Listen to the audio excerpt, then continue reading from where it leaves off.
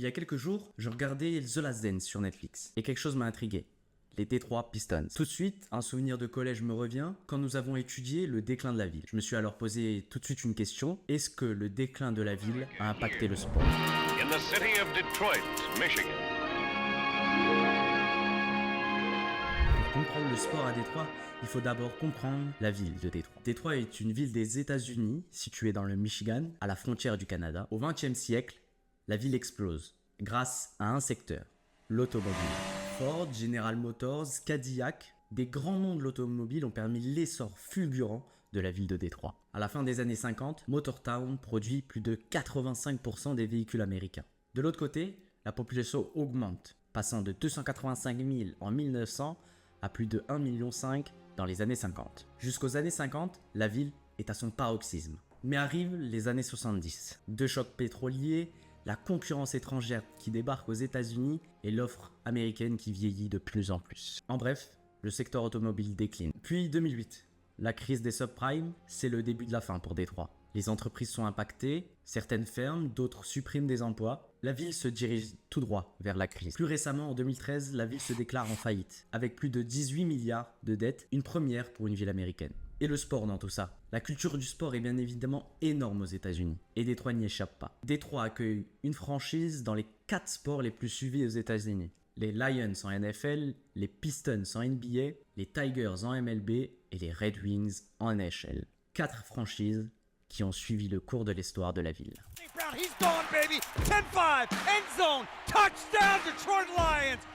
Le football américain est le sport le plus suivi aux États-Unis et Détroit accueille son équipe en 1934. Dans les années 50, il domine la NFL.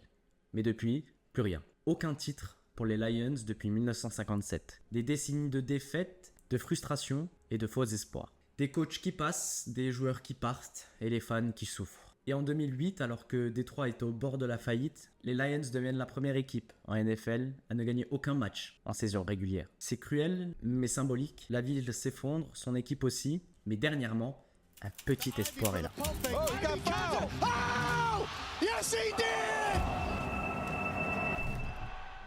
Les Pistons arrivent en 1957 à Détroit, juste après l'apogée démographique, mais au moment où la ville commence à vaciller. Leur nom vient directement des moteurs à piston. Tout un symbole pour la ville. Mais quand la ville commence à décliner, les Pistons s'élèvent. À la fin des années 80, début des années 90, les Bad Boys font vibrer toute une ville. 2 titres, une équipe dure, arrogante, qui incarne parfaitement le caractère de Détroit. Puis les années passent, la ville continue de s'éteindre, mais pas les Pistons. Début des années 2000, les Pistons retrouvent les Bad Boys et le succès en NBA. Mais après ça, depuis 2010, les Pistons déclinent. Mais depuis 2021, un joueur incarne l'espoir de la franchise. Tigers win the wild card. It's on to the division series in Seattle. Les Detroit Tigers. C'est l'équipe la plus vieille de la ville. Au début, tout va bien, ils gagnent, ils remplissent leur stade. Toute la ville est derrière eux. Mais après la Seconde Guerre mondiale, le souffle retombe. Dans les années 50, les résultats déclinent, comme la ville. Les années 70, un désastre pour les Tigers. Et puis, comme un sursaut, comme un espoir pour la ville, arrive 1984. Les Tigers sont champions, la ville explose. C'est une bouffée d'air dans le chaos industriel. Mais ça ne dure que très peu. Après ça, les résultats deviennent irréguliers. 2006, 2012, 2 finales perdues en World Series pour les Tigers. Et depuis, les Tigers ne retrouvent plus le sommet. Mais là aussi, on retrouve un petit espoir.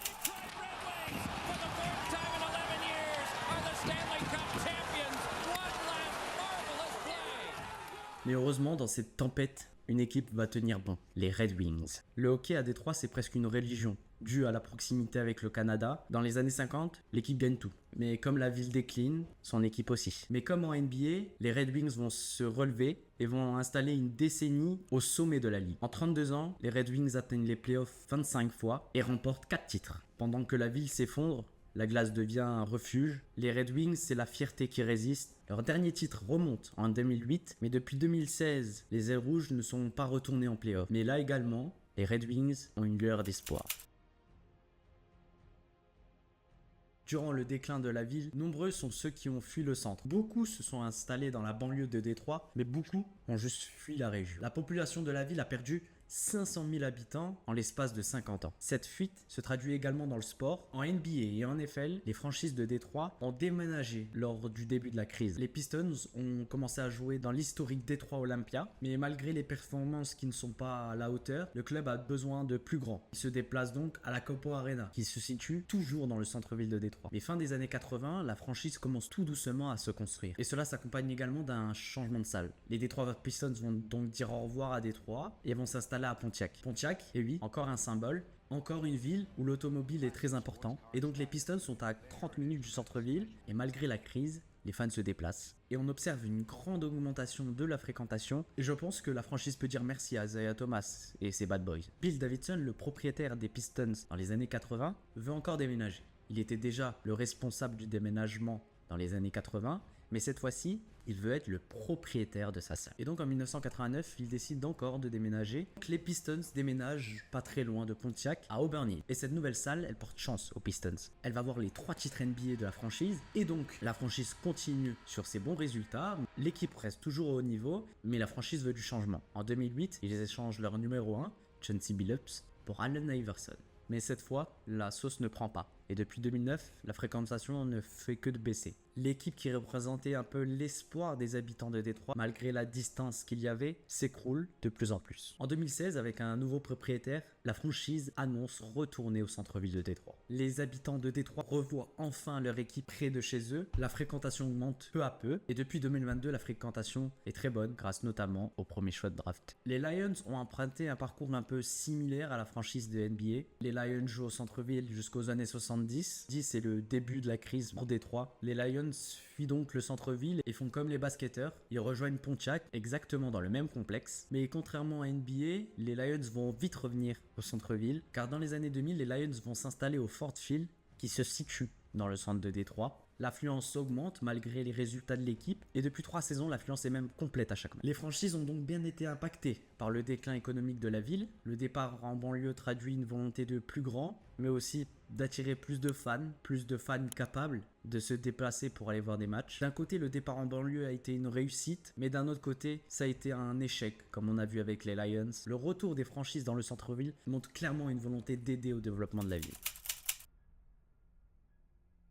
Mais 2 équipes n'ont jamais déserté le centre-ville, les Tigers et les Red Wings. Le baseball, sport historique, est resté ancré dans le centre-ville de Détroit, comme le hockey sur glace. Les 2 équipes ont donc montré de la résilience dans la difficulté. Le hockey sur glace a vécu au rythme de la ville. Jusqu'aux années 50, l'équipe se porte très bien. Les résultats sont là. L'équipe remporte des coupes. 7 Stanley Cup durant cette période, mais comme la ville, l'équipe décline jusqu'aux années 80. L'équipe va donc se reconstruire petit à petit pendant une décennie avant de pouvoir rejouer les premiers rôles. Et c'est dans les années 90 que l'équipe va s'installer au sommet de la NHL. L'équipe est donc toujours restée au centre-ville de Détroit, même s'ils ont à plusieurs reprises changé de salle. Le Joe Louis Arena était le symbole de fierté de la ville pendant ces années de crise. L'affluence n'a presque jamais diminué. La ferveur des habitants de Détroit a été le pansement social. Les Tigers sont également restés au centre-ville de Détroit. Le baseball a permis aux habitants d'espérer, même dans les années les plus difficiles. Parce que, comme pour les Lions,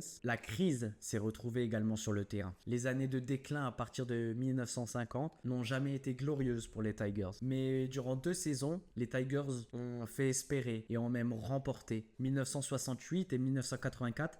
Des titres peut-être inespérés, mais très importants pour la ville et ses habitants. Puis comme les Tigers sont restés au centre-ville, la fierté est d'autant plus grande, et cela se voit dans les influences. En 1945, les Tigers remportent leur 2e titre, mais après ça, pendant plus de 20 ans, le baseball n'aura aucun succès à Détroit. Pourtant, les habitants sont toujours au stade. Même si l'affluence fluctue, la plupart des saisons, le stade est rempli. Certaines saisons sont moins remplies que d'autres, et cela s'explique par la crise, par le pouvoir d'achat qui diminue, mais la plupart du temps, les habitants de Détroit veulent soutenir le baseball. En 1968, l'équipe est amenée par ses supporters avec une fréquentation de 24 000 personnes qui leur permettent d'aller en finale et de remporter leur 3e titre. Pareil en 1984, et cette fois-ci, c'est 33 000 personnes qui remplissent le stade sur plus de 80 matchs à domicile. Au XXIe siècle, l'affluence ne diminue pas. Les supporters sont toujours là pour leur équipe.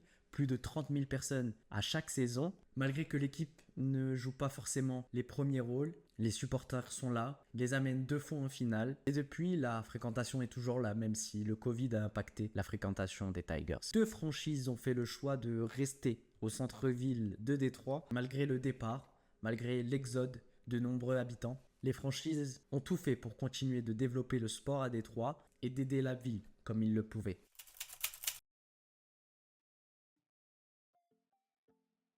Depuis, la ville essaye de se relever. Des initiatives locales aident au développement de la ville. Le secteur automobile reste encore très important, mais de nouvelles entreprises et startups s'installent à Détroit. Par exemple, en 2022, Détroit se classe en première position dans le classement des villes qui accueillent le mieux de startups.